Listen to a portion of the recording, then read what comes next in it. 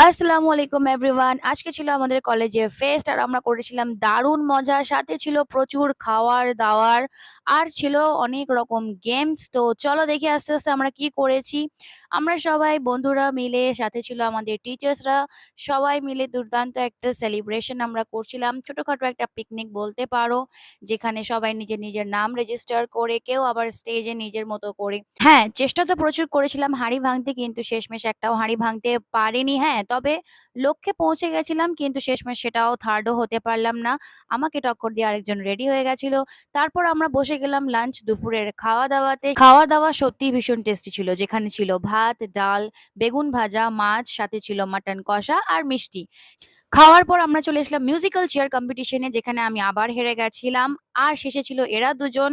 শেষে উইনার হলো ডোনা। তারা খুব খুশি ছিল গিফট-টিফট নিয়ে। সমস্ত মজা করার পর আমরা রওনা দিলাম বাড়ির দিকে। সাথে খেলাম